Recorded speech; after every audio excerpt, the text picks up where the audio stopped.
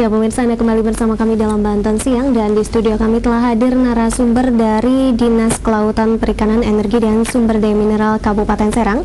Sudah ada Bapak Budi Mulyono selaku Kepala Dinas, dan juga Bapak Dadi Hartadi dari Wahana Hijau Fortuna selaku Kadif atau Kepala Divisi Advokasi. Kita akan membahas mengenai tema kita kali ini, yakni polemik penambangan pasir lontar. Langsung saja kita sapa narasumber kita. Ya, selamat siang Bapak-Bapak. Selamat siang. Ya, bagaimana kabarnya untuk hari ini? Baik dan alhamdulillah. Ya, berbicara mengenai penambangan pasir laut di Lontar, ya, kita lebih khususkan di Lontar. Nah, tentunya ini bukan hal yang baru terdengar begitu ya. Nah, sejauh ini perkembangannya seperti apa? Mungkin bisa dijelaskan oleh Pak Budi. Baik, Pak. Jadi di Kabupaten Serang ini kami dari pemerintah daerah Kabupaten Serang diberikan kewenangan untuk bisa melakukan pengelolaan wilayah pesisir pulau-pulau kecil untuk memanfaatkannya agar kegiatan ini bisa menunjang pembangunan berkelanjutan.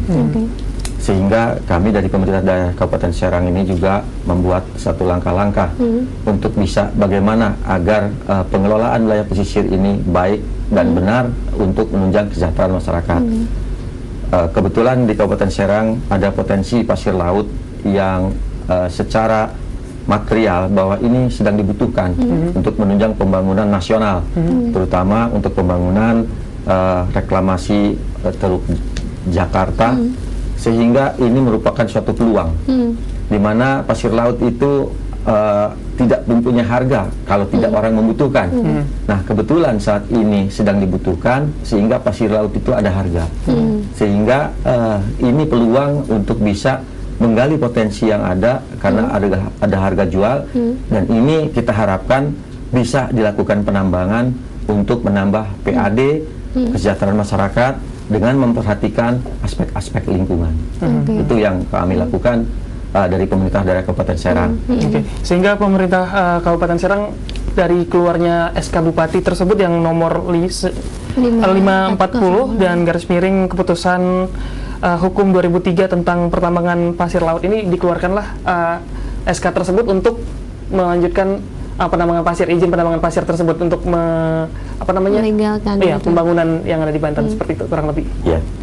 Jadi penambangan pasir laut ini bukan baru ini, karena penambangan pasir laut itu sudah dilakukan semenjak sebelum adanya otonomi daerah. Sebelum tahun 2000 ini dikelola oleh Kementerian atau Departemen Pertambangan dan Energi. Kemudian begitu ada otonomi daerah, ini diserahkan ke daerah, sehingga pengelolaan baik itu masalah lingkungan, penambangan segala macam diserahkan pemerintah daerah. Sebelum otonomi daerah di Kabupaten Serang ini ada sekitar 12 lokasi penambangan pasir yang diizinkan oleh pemerintah pusat. Karena ini sudah dilimpahkan, kami dari daerah kemudian dikelola oleh Dinas Pertambangan Energi atau Kelautan Perikanan ini melakukan evaluasi terhadap kondisi penambangan yang ada. Kondisi yang tidak memenuhi persyaratan kita tutup, kita cut. Yang masih ada saat ini itu yang memenuhi persyaratan yang disyaratkan oleh Peraturan Menteri Kelautan Perikanan, sehingga kami mengacu kepada itu membuat buffer-buffer yang di atas 2 mil itu yang diizinkan. Salah satunya pasir lontar. Salah satunya penambangan pasir lontar, karena ini punya PT Jetstar yang sudah ada sejak zaman dulu, dan kami hanya sekedar melanjutkan. Melanjutkan artinya melegalkan, mengevaluasi kembali. Kalau memang masih memenuhi persyaratan, kita izinkan. Tapi dari evaluasi yang sudah dilakukan, apakah sudah terlihat dampak-dampak apa yang dihasilkan terhadap lingkungan seperti itu?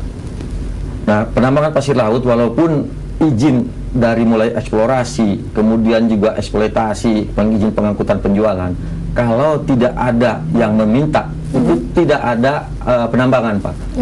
Jadi semenjak dulu, dari tahun 2000, itu baru ini yang kedua penambangan. Artinya sepanjang itu tidak ada aktivitas apapun, walaupun perusahaan tadi memegang aspek legalitas izin eksploitasi. Nah, kebetulan semenjak beberapa bulan kemarin ini ada permintaan untuk kontrak itu, dan ini baru dilakukan. Jadi legalitas kami keluarkan baik untuk wilayah WUP-nya maupun untuk izin pengangkutan penjualannya. Oke, mungkin kita tidak hanya bicara tentang legalitas saja, tapi kita juga berbicara tentang efek terhadap lingkungannya seperti apa. Mungkin saya ke Pak Dadi dulu. Setelah tadi diutarakan oleh Pak Budi mengenai dasar-dasar hukumnya seperti apa sehingga adanya perizinan tersebut, sekarang dampak lingkungan yang dirasakan oleh masyarakat seperti apa? Terima kasih Bung Oscar. Saya mau cerita 3 hal, artinya 3 aspek terkait penambangan pasir laut ini. Mengapa banyak masyarakat, ribuan masyarakat nelayan atau masyarakat terdampak di sana menolak secara masif terhadap aktivitas penambangan pasir laut ini. Yang pertama adalah aspek ekologis. Kita lihat aktivitas pertambangan ini melakukan kerusakan lingkungan atau tidak. Dilihat faktanya. Pemerintah daerah selama ini belum pernah bisa melihat, matanya belum pernah bisa melihat fakta atas kerusakan itu. Kita melihat aktivitas penambangan pasir laut itu dilakukan dengan cara menyedot pasir, mengeruk pasir di dasar laut. Artinya dengan alat yang namanya SCD itu atau kita sebut stacking cutter degrader itu akan mengangkat semua makhluk hidup maupun sumber daya hayati yang ada di dalam laut. Nah, ketika itu diangkat, maka itu di atas permukaan itu akan dipilah. Yang pasirnya akan diambil, kemudian di situ akan terangkat yang namanya jasad remik atau plankton dan nexton itu, kemudian sumber daya hayati seperti terumbu karang dan padang lamun itu akan terangkat semua. Nah, itu akan dipisah, air lautnya itu akan dibuang lagi, jasad remiknya itu akan dibuang lagi dan dibuang ke laut lagi. Disitulah proses pencemaran air laut terjadi sebetulnya. Nah, di situ akan ditebarkan limbah hasil itu akan ditebarkan ke laut kembali. Lalu kemudian laut mengalami kekeruhan. Nah, hitung-hitungannya seperti ini. Artinya soal ilmiahnya seperti ini. Kalau misalnya di kedalaman 15 sampai 20 meter perairan laut itu diangkat dengan kecepatan arus 2,25 cm per detik, maka itu akan mengalami, air itu kan akan melakukan padatan ya. Ketika padatan itu akan terjadi, selama padatan itu tersebar, maka itu akan terjadi kekeruhan selama 6 jam. Nah, selama 6 jam dengan sebaran sejauh 4,5 km. Bayangkan dahsyatnya kerusakan lingkungan yang terjadi. Nah, kemudian saya mendapatkan data di Badan Pengelolaan Lingkungan Hidup Kabupaten Serang tahun 2004. Sebelum terjadinya penambangan dan sesudah terjadinya penambangan, itu yang namanya biofisik. Biofisik perairan Teluk Banten itu berbeda sangat jauh. Sebelum terjadi penambangan, itu yang namanya perairan kualitasnya bagus dan mendapatkan kualitas yang subur untuk budidaya ikan dan maupun usaha perikanan. Oke, kita tahan dulu. Pak Budi mungkin ada yang ingin tanggapi, Pak, dari apa yang dikatakan Pak tadi?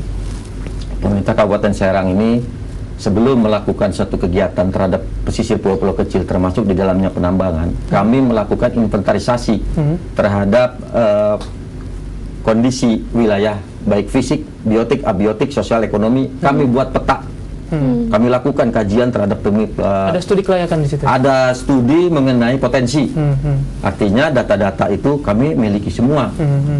Nah, dari kondisi yang ada, ini kami lakukan sebagai satu dasar untuk memberikan suatu pengelolaan, apakah itu terhadap penambangan, apakah itu terhadap kondisi budidaya.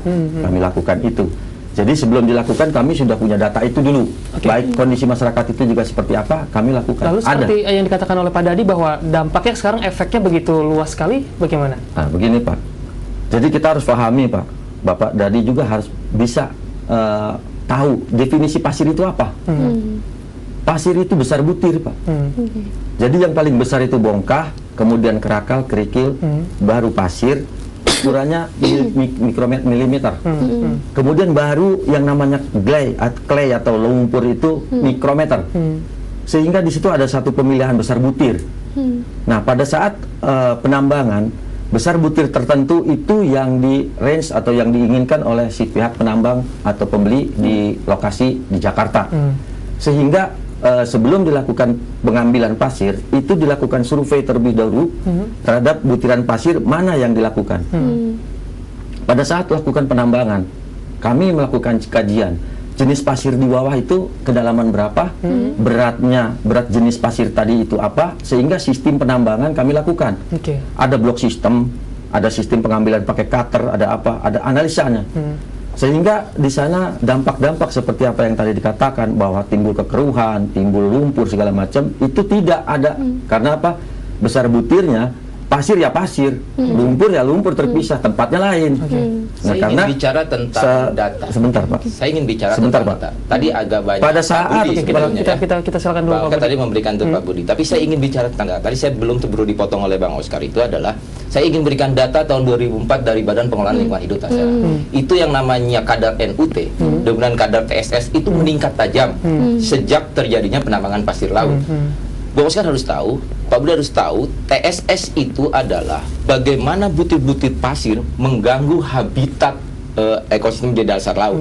Artinya di situ ada makhluk hidup, makhluk laut, ikan dan segalanya. Nah, butir-butir pasir itu akan mengenai dan melukai ikan masuk ke dalam alat pernapasannya, yaitu insang. Nah, dampaknya adalah ikan itu mati atau bermigrasi secara besar-besaran mencari perairan yang lebih jernih. Sehingga tangkapan nelayan juga berkurang. Itu yang ditolak gitu ya. Dan kemudian lagi dengan yang persoalan tadi membuang limbah, terangkatnya jasad renik, plankton dan nekton itu membuat booming plankton. Artinya itu akan terjadi pembusukan di laut dan itu akan menimbulkan yang bau yang sangat. Nah, itu mengganggu sekali yang namanya ekosistem perairan. Tadi disebutkan ada abiotik dan biotik.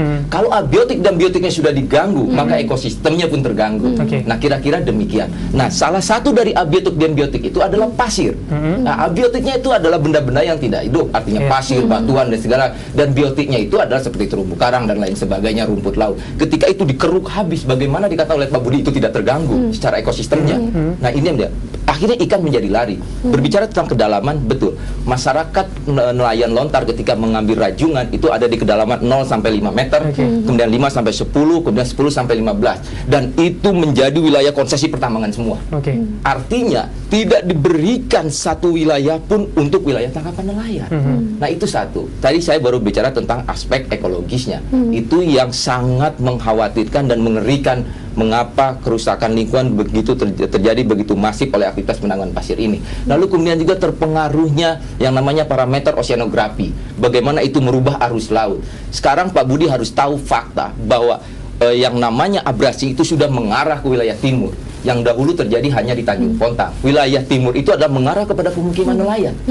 Nah, itu akibat penambangan pasir laut yang galian ledakan itu menimbulkan arus yang sangat kuat di dalam dasar laut. Kita tahan dulu ya. Nanti Pak Budi juga mungkin bisa menanggapi di segmen selanjutnya. Iya, betul sekali. Dan bagaimana tanggapan pemerintah terhadap tuntutan dari warga yang menolak adanya penambangan pasir itu juga. Dan pemirsa, kami masih akan kembali usai jeda berikut, tetap dalam Banten Siang. Bergabung bersama kami dan kita akan melanjutkan kembali perbincangan mengenai polemik penambangan pasir lontar yang kian semakin hangat ya di siang hari ini. Kalau tadi menanggapi dari apa yang dikatakan oleh Pak Dadi, mungkin Pak Budi seperti apa komentarnya? Baik Pak. Jadi kita harus mengetahui bahwa Teluk Banten ini dialiri oleh 9 sungai, termasuk Sungai Ciujung, yang pada saat ini juga kondisinya itu harus kita lihat bahwa sudah terjadi yang namanya estuaria di depan. Ada di sana delta yang akan muncul di permukaan. Ini akibat adanya satu sedimentasi yang dibawa, dan ini akan mencemari teluk secara keseluruhan. Apalagi 9 sungai tadi masuk semua ke sana. Sehingga kita harus juga menganalisa di mana polutan-polutan tadi itu, apakah akibat penambangan, ataukah akibat adanya air laut yang air tercemari oleh sungai-sungai yang membawa. Apa hasil analisanya?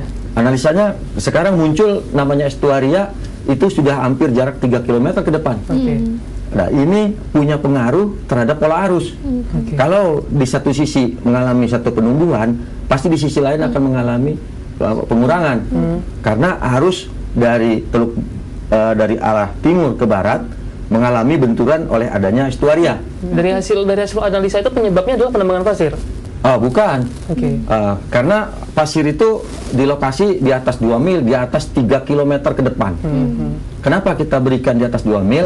Karena dengan harapan adanya suatu sudut kelerengan yang landai, sehingga tidak menimbulkan erosi balik ke darat. Artinya memang pertimbangannya sudah cukup matang dari pertimbangan teknis sudah cukup kita lakukan. Nah, kalau misalnya pertimbangan sudah cukup matang, mengapa pasti ada tuntutan dari warga? Apakah mereka sudah dilakukan pendekatan dari Pemkab sendiri terhadap warga? Nah, ini mungkin mengenai dampak atau bagaimana? ada perlu suatu pendekatan, artinya memahami betul masyarakat mana sekarang yang melakukan satu tuntutan seperti itu. Apakah memang betul-betul pelaku nelayan di sana? Ataukah masyarakat yang secara umum dia mengerti masalah lingkungan? Nah, ini juga kita harus berikan sosialisasi, sosialisasi secara keseluruhan. Seperti apa langkah-langkah yang sudah dilakukan oleh Pemda, apa yang harus dilakukan kewajiban oleh pihak perusahaan terhadap kondisi-kondisi yang memang mungkin timbul sehingga dia punya kepedulian dari hasil kondisi penambangan. Ini yang perlu kita lakukan. Dan saat ini kami sedang melakukan suatu langkah-langkah hal seperti itu. Makanya ditutup sementara untuk memberikan kesempatan pada kami untuk melakukan evaluasi, dan masyarakat kita nanti berikan penyampaian tentang apa yang harus mereka sama-sama pahami dari kondisi kebijakan pemerintah daerah di dalam memanfaatkan potensi kelautan perikanan, terutama pertambangan, dan bagaimana kita mendukung pembangunan secara menyeluruh di Indonesia ini.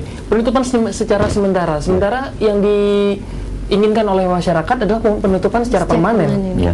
Mengapa demikian? Karena begini Pak, apakah kita bijak kalau pemerintah seluruh contoh pemerintah Jakarta membutuhkan pasir, apakah kita harus beri dari negara lain? Sementara di sini kita punya, sementara kita bisa mendukung pembangunan secara keseluruhan. Memang pada prinsipnya penambangan itu merubah, tetapi kan ini perlu kita lakukan kajian sehingga kita batasi kerusakan-kerusakannya. Kalau memang itu terpengaruh terhadap kondisi tangkapan, secara nasional memang tangkapan menurun Pak. Karena apa?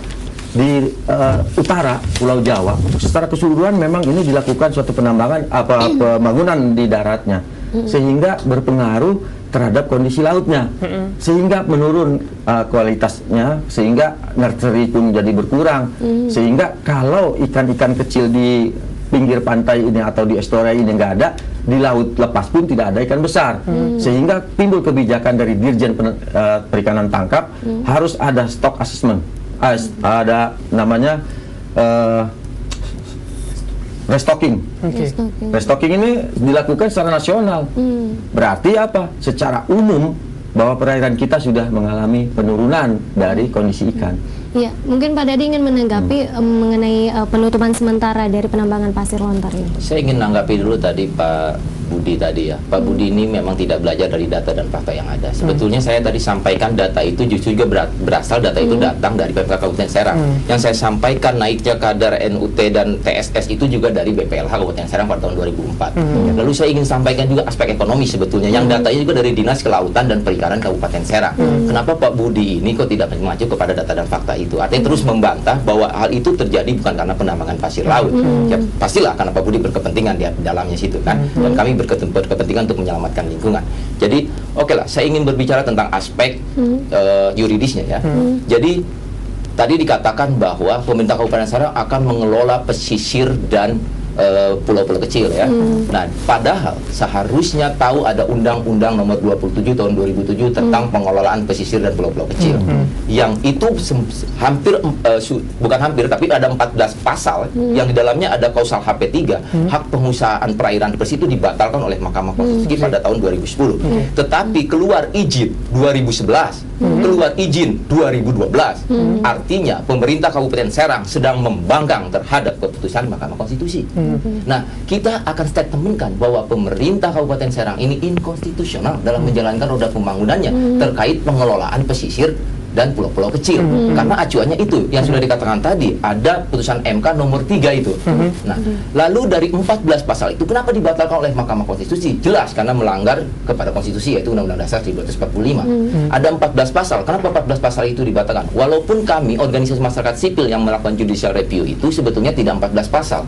Cuma Mahkamah Konstitusi memberikan seluruh pasal yang ada kaitan dengan HP3 ternyata dibatalkan semua hingga menjadi ada 14 pasal. Kenapa itu? Karena semuanya bertentangan dan tumpang tindih dengan undang-undang pertambangan juga. Kita ketahui secara yuridis pemerintah daerah Kabupaten Serang ini memiliki Perda nomor 10 tahun 2011. Bagaimana di situ dikatakan bahwa kawasan Portita adalah kawasan lindung, kawasan rawan bencana geologi. Tapi kenapa di situ ada aktivitas penambangan pasir yang justru malah mempercepat bencana itu terjadi? Oke, kita lepas dulu dari masalah teknis ya. Mungkin Pak Budi menanggapi tadi yang dikatakan oleh Pak Dadi mengenai apa namanya izin-izin yang diberikan oleh Pemkab Serang bahwa inkonstitusional. Seperti apa? Sebetulnya kita juga harus melihat, Pak, yang namanya putusan MK di dalam itu kan pasal-pasal tertentu saja. Tidak seluruh Undang-Undang 27 tahun 2007 itu dibatalkan. Tetapi itu adalah hak yang sepenuhnya diberikan kepada orang per orang atau perusahaan terhadap wilayah tertentu yang diberikan pengelolaannya bisa dilakukan seperti sertifikat gitu. Jadi kan kita tidak seperti itu. Kita memberikan pemanfaatan yang dilakukan kajian terlebih dahulu untuk bisa mereka memanfaatkan. Sehingga dengan adanya Undang-Undang 27 tahun 2007, pemerintah daerah melakukan langkah-langkah, Pak, sama. Kita melakukan adanya rencana strategi wilayah pesisir pulau-pulau kecil. Ini kita lakukan. Kita buat peraturan daerahnya atau peraturan bupatinya. Kemudian kita bikin rencana zonasi. Rencana zonasi pesisir pulau-pulau kecil ini sudah dilakukan. Jadi dari zonasi tadi yang telah ditetapkan melalui Perda, di sana ada lokasi-lokasi di mana untuk melakukan pengelolaan, di mana dikonservasi, di mana dilakukan untuk jalur pelayaran, mana untuk penambangan, mana untuk lokasi penangkapan. Sudah ada zonanya di Kabupaten Serang ini. Tinggal ya kita lakukan saja terhadap zona rinci yang untuk bisa dipegang oleh seseorang untuk melakukan zona pengelolaan. Jadi kita lakukan, Pak, bukan kita konstitusi, tidak. Kami lakukan itu semua. Di Pemda Kabupaten Serang sudah keluar perda mengenai zonasi yang untuk bisa memfasilitasi masyarakat berusaha mengelola di wilayah pesisir pulau-pulau kecil Kabupaten Serang. Saya ingin mengingatkan Pak Budi bahwa zonasi pesisir itu justru adalah bagian dari kausal yang dibatalkan oleh Mahkamah Konstitusi.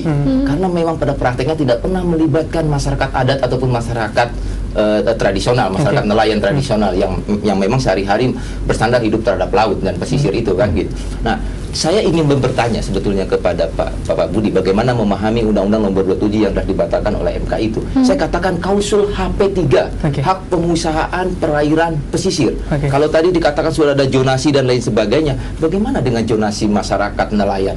Bagaimana dengan masyarakat tangkap nelayan itu? Yang seluruh dari zonasi tangkapnya itu justru dicaplok untuk konsesi pertambangan.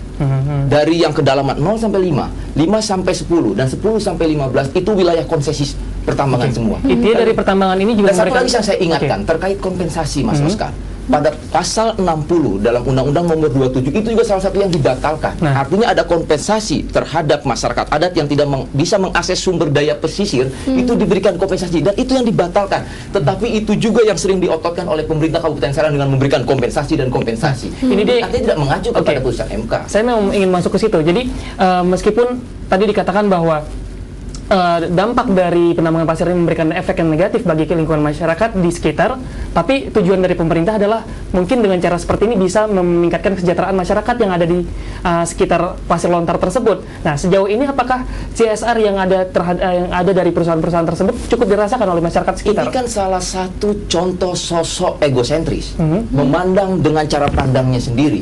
Kalau kita memandang secara aspek ekologi, maka tidak akan pernah memaksakan yang namanya kegiatan apapun walaupun itu menghasilkan PAD sekalipun kalau itu mengancam dan merusak lingkungan maka itu tidak boleh dilakukan.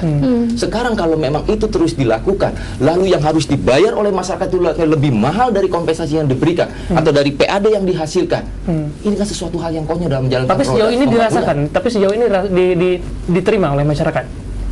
Lah, masyarakat yang ribuan menolak itu, berkali-kali demonstrasi itu adalah yang tetap teguh bagaimana melestarikan ekologi atau ekosistem dari perairan yang justru mereka di sana cari makannya. Artinya itu adalah konsistensi dari masyarakat terus menolak dari tahun 2003 sampai sekarang. Hanya pemerintah saja yang tidak pernah mendengar. 2010 keluar putusan MK pun tidak pernah didengar. Dan satu lagi, bukan hanya masyarakat yang menolak, tetapi Gubernur Banten pada tahun 2004 sudah merekomendasikan dihentikannya penambang pasir laut itu. Lalu Kementerian Lingkungan Hidup melalui Menteri Zamannya Pak Nabil Makarim juga sudah merekomendasikan dengan surat yang sifatnya penting untuk menghentikan penambangan pasir itu. Kami punya semua dokumen itu. Kemudian termasuk DPRD Provinsi Banten juga merekomendasikan untuk itu. Lalu kemana telinganya pemerintah Kabupaten Serang ketika sudah 3 lembaga itu dan masyarakatnya? Satu lagi kepada Undang-Undang Nomor 32 Tahun 2009. Kalau itu dikaji pada lingkungan hidup, maka menurut pasal 26 Undang-Undang Pengelolaan Lingkungan Hidup itu adalah satu masyarakat terdampak atau nelayan tradisional itu menolak, maka kegiatan itu harusnya batal. Artinya harus ada partisipasi masyarakat di sana. Selama ini pemerintah Kabupaten Serang mengundang siapa masyarakatnya, mengundang siapa pemerhati lingkungannya gitu loh, untuk menggolkan daripada AMDAL itu. Dan satu lagi yang perlu diingat, AMDAL itu mencantumkan potensi negatif yang sangat potensial, terutama dampak terhadap perairan biofisiknya gitu ya, abiotik dan itu dicantumkan dalam AMDAL. Loh, kalau sudah tahu itu potensial, kenapa itu diteruskan gitu? Oke, tanggapannya kira-kira Pak seperti Budi. itu saya menambahkannya. Iya Pak, ini kan kita bukan hanya, maaf ya, judul tadi juga bahwa ini di Teluk Lontar, sebetulnya di perairan Kabupaten Serang, perairan Kabupaten Serang, karena penambangan pasir ini bukan hanya di sana adanya, tetapi di Anyar juga ada, di Pulau Panjang juga ada. Nah, secara kondisi perairan yang dilakukan penambangan di Lontar memang timbul masalah seperti ini yang artinya perlu kita lakukan kajian apa yang diributkan. Tetapi di Anyar kemarin itu kita lakukan penambangan ini yang karena saya juga baru masuk di sini, di sana lakukan penambangan, sehingga di sana punya dampak terhadap masyarakat yang ada di Pulau Sangiang. Mereka di sana diberikan fasilitas untuk penerangan, ada listrik sekarang yang tadinya belum pernah menikmati listrik. Kemudian dilakukan penambangan Pulau Panjang. Pulau Panjang tidak ada masalah, jalan terus. Di sana kita lakukan terhadap perbaikan infrastruktur berupa jalan kita perbaiki, kemudian juga ada bangunan-bangunan yang sifatnya umum, ada masjid, ada kita bantuan juga untuk masalah solar home system di sana. Nah, ini berkembang, masyarakat tadi merasakan adanya satu manfaat dari lokasi penambangan. Bagaimana dengan yang di Lontar, Pak? Nah, di Lontar ini saya juga belum paham konflik ini apa penyebabnya. Karena kalau dikatakan bahwa di sana penambangan itu 5 meter, nggak mungkin. Karena draft kapal yang masuk di situ aja di bawah, di atas 5 meter misalnya.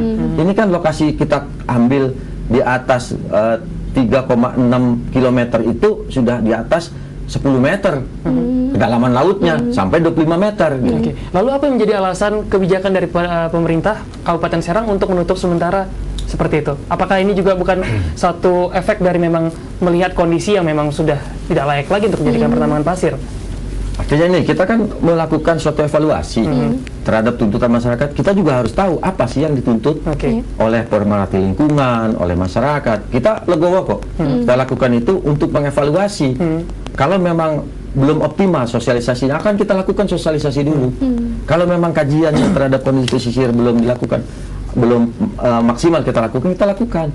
Kita panggil, kita bicarakan, nih kita maunya begini, maunya seperti apa, kan gitu. Kalau memang ini sudah disepakati, baru kita sampaikan kepada pimpinan kita, Pak, ini sudah bisa dilanjutkan atau tidak bisa dilanjutkan. Mungkinkah ini akan disepakati jika masyarakat juga tetap bersikeras untuk ditutup secara permanen? Kita belum tahu, Pak, karena belum dilakukan.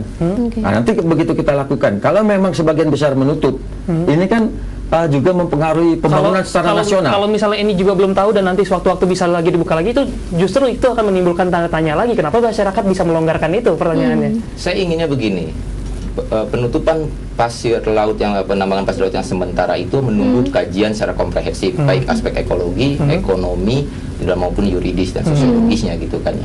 Kalau memang kajiannya hanya mendudukan pihak pengusaha, masyarakat nelayan, lalu bagi-bagi kompensasinya berapa sih, itu bukan kajian, mohon maaf.